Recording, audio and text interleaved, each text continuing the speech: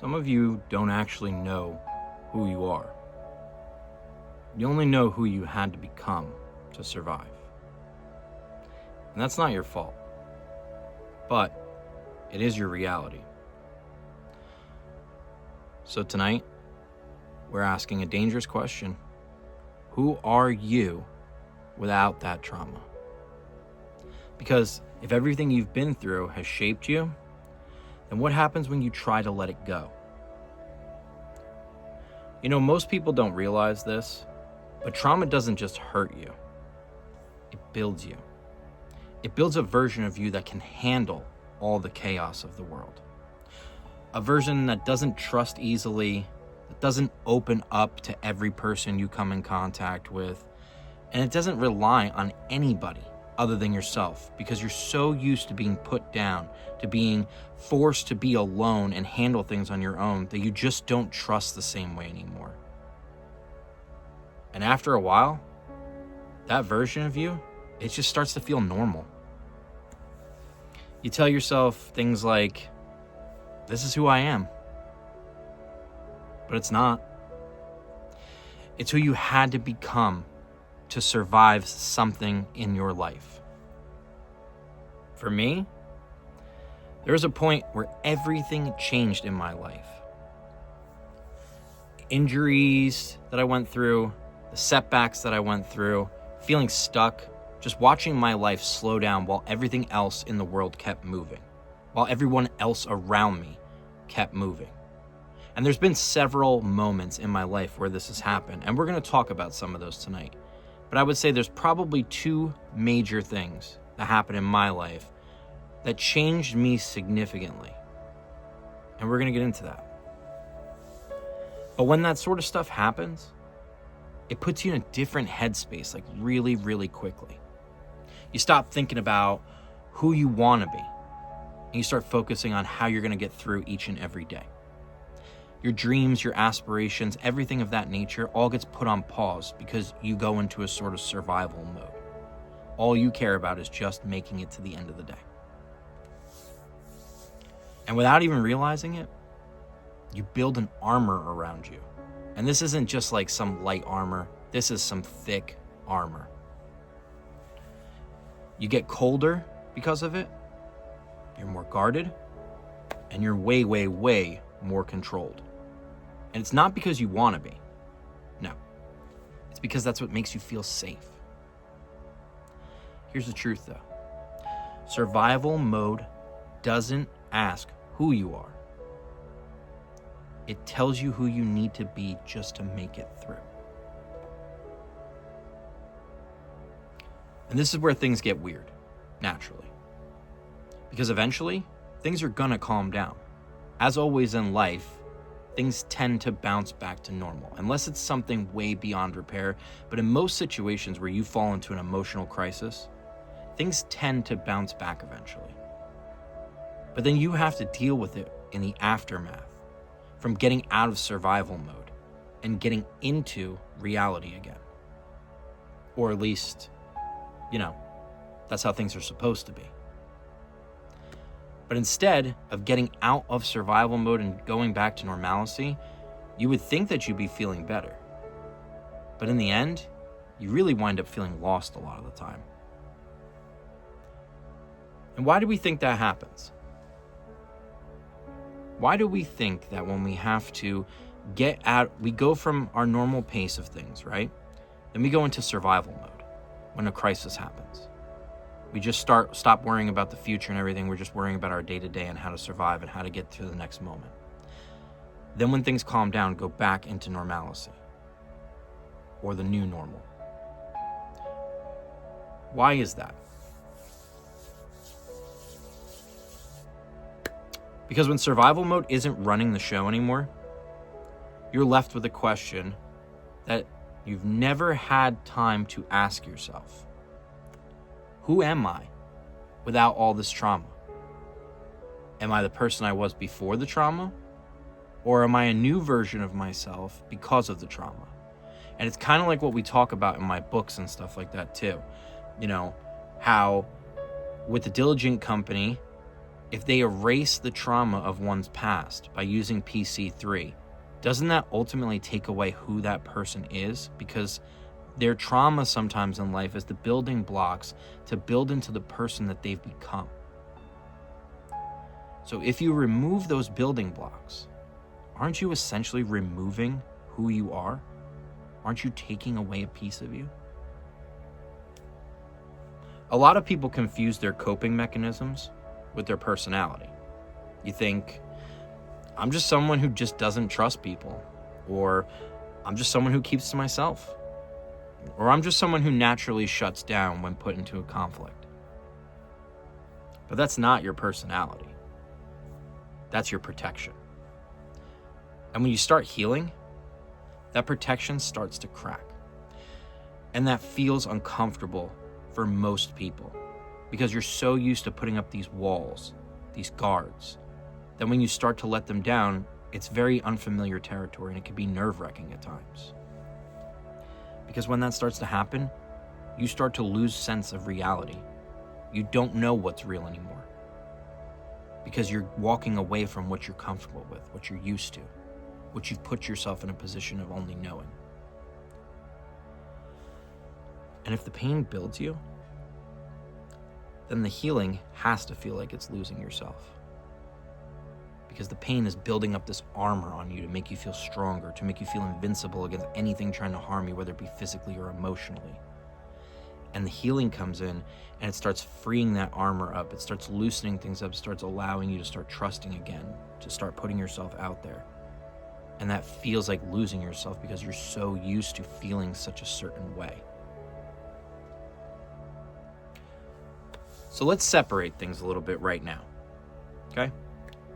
You're the person underneath all of that. You're still you. You may have built up these mechanisms to protect yourself and to hide away from the pain that you're being faced with, but you're still you under there. And you always will be. The problem, though, is that most people never meet the version of themselves that they need to be, that they truly are. Sometimes that person always hides in the back, and I'll give you a scenario. When I was going through child custody stuff, okay, the person I was prior to that relationship was very weak, didn't have a lot of courage to stand up for myself, had been in tumultuous relationships, and just ultimately was not confident within myself. Pair that with borderline personality disorder, where self-image is always an issue and fear of abandonment kicks in. It's an absolute nightmare. And basically what that does is it holds you in a position where you'll never speak up for yourself, and you learn to take the abuse that you're going through or that you subject yourself to because you're just so afraid that if you walk away, you're going to lose this person, or you're going to be alone, or you're not going to be good enough for somebody. And these are all the lies you tell yourself. These are all the things that you tell yourself to build this armor up to keep yourself shelled in, to keep yourself protected. And while you think that it might be helping you, in the end, it's hurting you. And in this particular situation, that what I'm speaking of is that I sat there and I took a lot more than I should have in that relationship. And it hurt me as a person. It was one of the most disturbing and unwell things I had ever put myself through. But eventually, as my father once quoted me, is that you're going to get angry and you're going to stop putting yourself down and making yourself feel bad, and you're going to just get angry and you're going to stand up for what you believe in and what's right. And that's what happened. It took a long time, but I found my inner voice and I started fighting back. And even though at times I was afraid of what the outcomes may be, and that inner voice of mine kept telling me just don't poke the bear, things like that, I kept fighting. And even though things didn't work out 100% my way, I knew in my heart that I gave it my all. And I can look back on that situation that I fought with everything I had in me. And sometimes things just don't work out that way. Things didn't go in my favor as far as like custody goes and stuff like that. But I'm able to sleep at night knowing that I fought with every inch of me and I put it all on the line and didn't look back. And because of that situation, and because of some of the turmoil that I went through in the relationship, I became a much stronger person. But I also became a colder person. I became a less forgiving person. I became a very impatient person. And I feel like a lot of that was built on because it's who I needed to be in order to be strong to keep moving forward. But I want to ask you all something, okay? And I need you to be real about this. What part of you was built out of survival? Just like I had explained to you in my situation, what part of you guys was built out of survival? Here's a second question. Who would you be without it? If I were to answer that myself, without that, I'd probably still be the same person. I'd probably still be weak. I'd probably be dating people who were domineering. I would be putting myself in a situation where I was just not happy and I wasn't being true to myself and I wasn't being honest. And I think a lot of that, I think it needs to happen, as I think life is full of lessons that we all need to go through because it makes us who we are. You know, sometimes you have to walk through hell to appreciate heaven. And within that, there's gonna be pain. Because life without pain, you don't appreciate, the paradise. Because you have nothing to compare it to. It molds us into who we are. It makes us stronger. But at the end of the day, you have to be willing to shed that armor. You have to be willing to learn the lessons, feel the pain, protect yourself, of course, but know when it's time to start letting good people back in. To know when it's time to let you start healing again. Because if you never do, then all you're doing is a disservice to yourself. And that's not what we're looking for here. A lot of people say things like, I'd be calmer, or I'd be a happier person, or, I'd trust more. And that's right. But that also means that the version of you that you're seeking for already exists. You're not broken, but you're trained. You were trained by the experiences that you went through to react a certain way, to protect yourself in a certain way, to expect certain outcomes when things go down. But training can be unlearned. As someone who's went through dialectical behavioral therapy 2 different times, the things you teach yourself when you put yourself in survival mode, they can be unlearned. You can put yourself in a sort of remission. Now, you may always carry on those traumas and stuff like that, but at the end of the day, you can unlearn this bad behavior. You can open up and love again. You can love yourself again. And that brings it into the second part that I was talking about. The second thing in my life was that injury that I went through. That changed me in an even more drastic way because it forced me to grow up. It put me in such a pain-ridden state where at times it messed with my mental health very badly. I didn't know if this was going to be my life forever. I didn't know if I was ever going to get better. I had no idea. But what I did know is that I wanted to live, that I wanted to get through this, that there were things in my life, there were pieces of me that were missing that I needed to rebuild, and I needed to take this time where I could focus on getting better, not just from the physical ailments, but everything else that was going on in my life.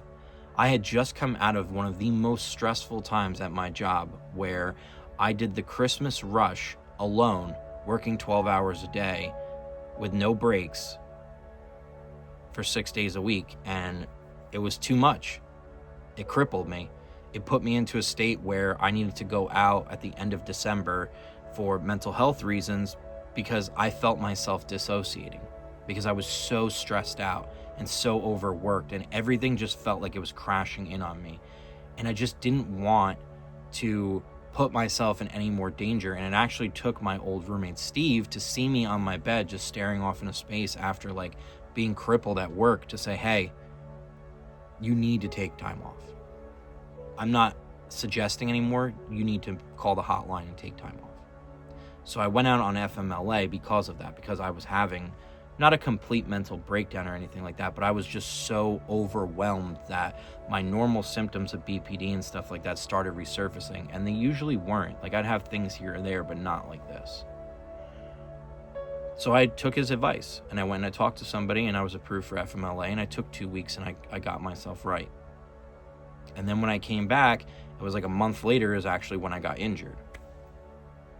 And, you know, again, it forced me to slow down, but at the same time, a lot of things changed in that time frame. I began talking to a girl who would later become my wife. I had a baby. I got sober. I am proud to say that I've been sober since July 28th of 2024. And I haven't been smoking as well. I'm 7 months on that as well, August 8th of 2025. And they're big things. You know, I always thought, because drinking had always been a part of my life from the people that I was around, my family, things like that. And it was just something that I truly enjoyed. It gave me a release that I was searching for. And I always thought it would be a part of my life, but all I was doing was just putting this armor up. It's another thing that we needed to get into. You know, everybody has their own different ways of putting this armor up to protect themselves. Whether it be shutting down emotionally, whether it be reclusing yourself, or, you know, using substances to block out the pain rather than feel it. And personally, I was doing a little bit of all of it. And all it was doing was hurting me. When I thought I was protecting myself, all I was doing was hurting myself. It was just another form of self-harm. And I had to stop doing it to fully realize and appreciate the situation that I was in. And what I learned is that none of it was good. The many nights of blacking out or hooking up with random people or just making an ass of myself and having to hear stories about it the next day or at work or whatever the case may be, it wasn't helping anybody. It was putting me at a disadvantage. It wasn't letting me feel the person that I truly was, especially because I started doing it at such a young age, that I never fully appreciated the person that I was inside, the things I was capable of, the motivation and the drive that I have. And when it hit me, and I said that I wasn't going to do this anymore, and I took it seriously, that's when new doors opened up for me. That's when I focused more on what made me happy. To like the things you see behind me, the clothes and stuff like that, to starting my own business, to focusing on my books, the mental health outreach work that I'm doing with you guys, all of it. And we have hit such tremendous strides because of it, that if I had kept that armor on, in my case, alcoholism, if I had kept that armor on protecting myself from feeling and not dealing with the emotions that I had inside, none of this would have been possible. None of it. I was so unmotivated going week to week, just thinking about getting blasted and having a good time and just shedding all the negative things in my life to the back, to just not dealing with it, to running from it. It made me grow up. It made me start acting like a responsible adult. It made me start hearing things that I'd always longed for, like, you know, my dad seeing my business be built and telling me how proud he was of how well I'm doing and stuff and all of that. Things that I longed for, but I didn't realize at the time I didn't deserve because of the armor I had put on myself that had been preventing anyone from truly appreciating the person that I am. And a lot of you out there are doing the same thing, whether it be with substances, whether it be with the lies that you tell yourselves. You're just covering up the true you. You're blocking out the true potential of who you could be. And you need to just let it go.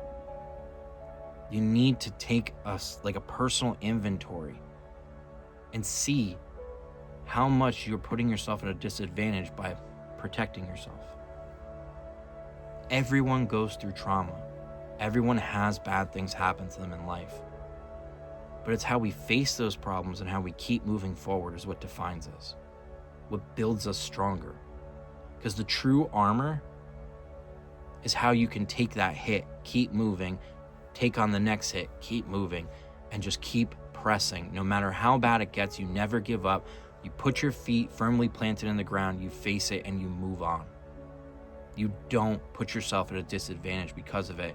And although it's tempting at times, and when your body goes into a flight or fight mode, you just sit there and you have to, it's subconsciously protecting you, but it's hurting you at the same time. And that's what we need to get to the bottom of. So now the real question that I want you guys to think about: what do we do with all this knowledge that we just talked about? You don't find yourself. That's not what it's about. You build yourself. You're not finding anybody. You're there. You're in there. You just have to build yourself up. You have to build that confidence up. You have to find out what it is that you're going to need to let that come out. Like I said, for me, it was quitting drinking. It was speaking up for myself. It was finding something that I'm passionate about and diving fully into it. To allowing myself to enjoy the things in life, to be happy, to be free. When negative people put themselves around me, to just simply, instead of engaging in it, just let it be. It's not to call anybody out or anything like that, but there is an individual in my life that causes a lot of stress for me. And I've realized that with that individual, that there is no point in fighting with them. There's just none. And the best thing to do is let them think that they're the most important person in their own life, because that's all they are. They're not important in my life. Let them think they're the king. Let them think that they're in control of every situation that we have to come into contact with each other about. What does it matter? It doesn't make a difference. I know what's real. Let them think whatever they want. Because at the end of the day, their opinion of me doesn't matter. It just doesn't. And when you start taking a personal inventory and realizing that a lot of things in this life you can't control, you'll feel a lot better about it if you just simply walk away. Say your piece, you say what you believe in, but if it's something that's not going to benefit anybody to continue a conversation about, you simply be the bigger person and walk away. Now, building yourself up, this isn't an overnight thing. We set this live up and everything, this healing, to be several months. Because the key about everything is not taking down a huge objective, it's taking down little objectives that ultimately lead to the big one. You don't chop the tree down in one swing. You chip away at it, and then it comes down. It's not some huge life overhaul. All it is just awareness. As Stormy can attest, we're here to bring awareness. That's all it is. To open people's eyes that put the blinders up and just tell themselves that this is who I am. This is what it is. I'm never going to get better. It's just who I am. Accept me for who I am. But it's not true. You're better than that. And the next time you react to something, bad situation, someone being mean to you, someone trying to harm you, you ask yourself something. Is this me? Or is this my trauma talking? Is this the walls that I've built up? Or is this how I really feel? Is this who I really am? Because that one question, that's going to change everything. Because once you start catching it, you can start choosing things differently. Stop going with what you instantly think you should do by shutting down or running to the bottle or putting up these guards to just run from the problem in general. Make yourself uncomfortable one time on what you really think you should do, like face the problem. Don't run to the bottom. Confront that person who's trying to hurt you in a respectful and healthy way. And just say that this will not stand. and see what happens. Because you don't have to shut down. You don't have to snap either. You don't have to isolate yourself, and you sure as hell don't have to overthink everything. Sometimes in life, things just don't need that. Not everything is got an ulterior motive or, a subject kind of angle. And as somebody who has BPD, I always tend to resort to that myself. And I always think somebody else has a hidden agenda. And I'm always trying to map out how that can happen. If they said this to me, why did they say it this way? Why did they say that? Does it mean something else? Is this like a hidden agenda that they have towards me?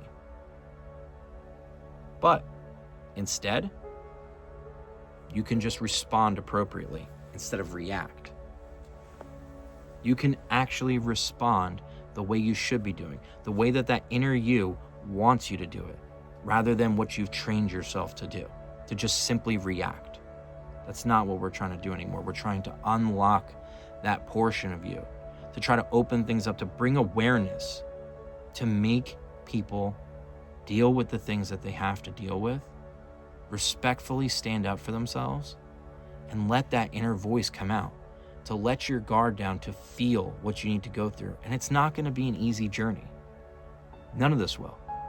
We set this course up, meticulously thought out, to have everyone that watched it face what they need to face, to go through what they need to become real with themselves. That's the most important thing about all of this situation. Because a lot of you guys have survived things that should have broken you. I've survived things in my life that absolutely should have or could have broken me. But I sit here before you proud to say that taking the hits and moving forward is a much better avenue than laying down and dying. But instead of you guys breaking, you adapted. You're here. You've made it this far. You've adapted after the things you've went through. And with that, it's made you stronger, tougher, harder. But survival, that was never supposed to be your final form. You're allowed to become someone new. You're allowed to be the person that you were supposed to be. Sometimes in life, everybody just needs a little bit of a push. And our goal with me and Stormy is to give you guys that little push, to help open things up. And we're not medical professionals whatsoever. We're just two really, really good friends that have been through a host of bullshit. And all we want to do is to get you guys to see what we see. Everyone is beautiful. Everyone has beauty about them. And everyone has gone through some shit in their life. But it's not going to define you. It's just not. You can remember the scars because they're there, but it's not who you are. It's who you had to be to get where you are. You're allowed to let go of prior versions of yourself. That's okay. You needed them back then. You don't need them anymore. Who I was to get through child custody stuff. Who I was to get through the injury and all that stuff that I had to go through there. Who I was at different other aspects of my life. It's just like a snake shedding its skin. But if you never shed your skin, then you never grow. You never get to that final form on who you're supposed to be. Because you don't need those older versions of yourself. You guys made it through the darkness. Like I said, you're here. Now it's time to decide who you are as we come into the light. Because we keep building and we're going to keep growing. And that's what it's all about. It's being there for one another. It's showing love and compassion. And as I've said before in our Tuesday night healings, showing kindness and making yourself worthy of talking to making yourself a worthy person that someone would want to be around. I want you guys to do a little homework assignment for me. And we talked about this if you had been on any of my Whatnot lives. We tried to do Tuesday night healing a little bit before we actually came back into this full swing. I want you guys to do something. Before our next Tuesday night healing, I want you to do one act of kindness for a stranger. Whether that be holding the door open, whether it be helping someone carry their groceries in, paying for someone's coffee behind you, something like that. I want you to do that task. And then when we come back next Tuesday, I want you guys to let me know, whether that be in the live or the comments or whatever the case may be. I want you guys to let me know what that act of kindness was, how it made you feel, and how you think it made the person behind you or the person that you helped feel. Was it a short-term thing that they helped with, or was it a long-term thing? And the reason why I asked you guys to do this is because maybe there's people out there that wouldn't normally do this. Maybe there's people watching that feel some sort of way about random kindness. But what you're gonna see is that when you step out of your comfort zone and you do things like this, it makes you a better person. It puts love into the world, which it desperately needs. Because maybe that little act of kindness that you did, maybe that helped that person do another act of kindness for somebody else. Maybe that person didn't have to go home and do something they would have regretted. Maybe it ultimately changed their path for that day or their life. And it could have been something so innocuous, like buying a cup of coffee or holding a door. The little change that I'm talking about by doing something like that is the little change that we're going to tackle in these Tuesday night healings. It's just what we're going to do. We're going to chip away at the bigger issue. And my hope is that including myself, but along with you guys and Stormy and everything, that when we chip away at these little problems, that we all come out better come July when season 2 ends. Season 1, we tackled different subjects and tried to help people with crises and stuff like that. But this, we're going to build real growth. This is something that I thought about while I was out with my injury on how to make real change.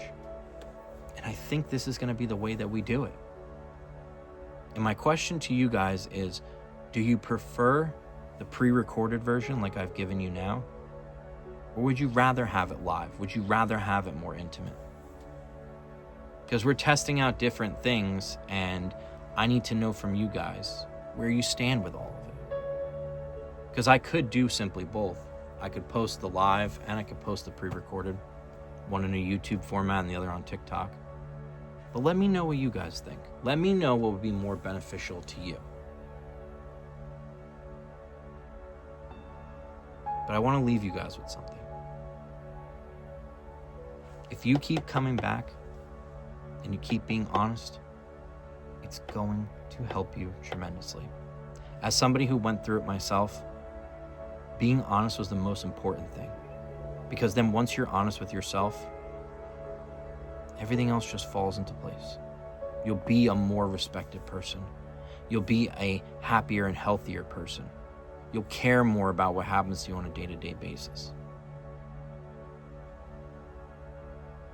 So my final thought for you guys, stay honest, stay humble, and I'll see you next Tuesday.